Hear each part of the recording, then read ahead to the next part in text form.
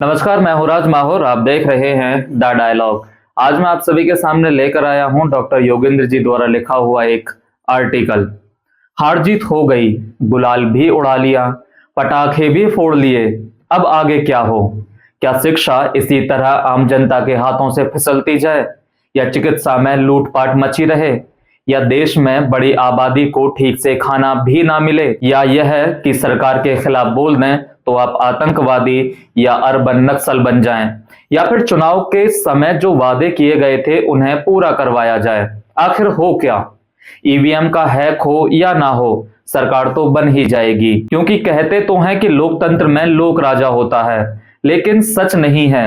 सच ये है, जो सरकार बना लेता है, चाहे ईवीएम हैक कर या पैसे लुटाकर या जनता को वादों का घूंस देकर, वही राजा होता है। चुनती जनता है और जनता ही उससे शासित होती है। सरकार से 5 वर्षों तक सवाल पूछना भी मुश्किल होता है।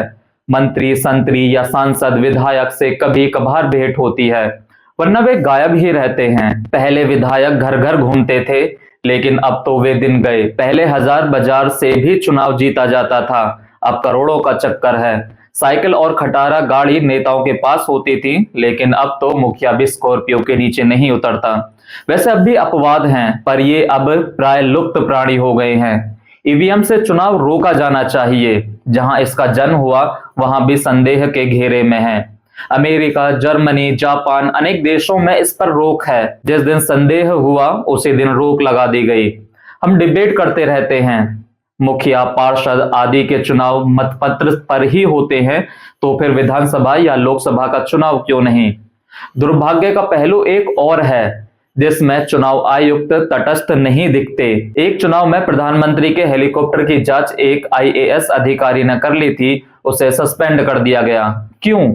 चुनाव में प्रधानमंत्री हो या कोई भी आम नागरिक की जांच हो सकती है, विपक्ष के नेताओं की भी जांच हो सकती है, तो प्रधानमंत्री की क्यों नहीं? चुनाव आयोग का यह दृष्टिकोण बेईमानी वाला है। चुनाव आयोग एक स्वतंत्र लोकतांत्रिक संस्था है, वह सिर्फ संविधान से बंधा है।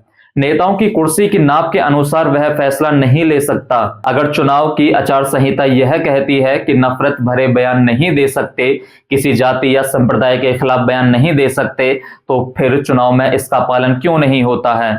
ऐसे बयान प्रधानमंत्री दें या विपक्ष के नेता, उन पर कड़ी कार्रवाई होनी चाहिए।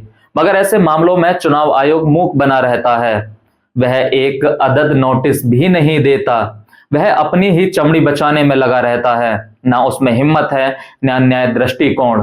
नतीजा है कि आदर्श चुनाव पर खतरा बढ़ता जा रहा है। कोई उम्मीदवार या उसके लोग चुनाव में पैसे बांटते हुए पकड़े जाते हैं, तो वैसे उम्मीदवार या पार्टी को प्रतिबंधित क्यों नहीं किया जाता? सुप्रीम कोर्ट ने चुनावी बॉन्ड को अवैध घोषित किया, लेकिन अवैध पैसे पर कोई कार्यवाही नहीं की गई। ना उसने साफ साफ बताया कि ऐसे पैसे कहां और कैसे आए। जब देश का नेता और पार्टी किसी पूंजीपति को बचाने में लग जाए, तो सोचना चाहिए कि लोकतंत्र का गला घोंटा जा रहा है। जो भी हो, चुनाव के बाद सरकार जिसकी भी हो, उससे हर एक को सवाल करने और अपनी मांग के लिए अड़ना जरूरी है।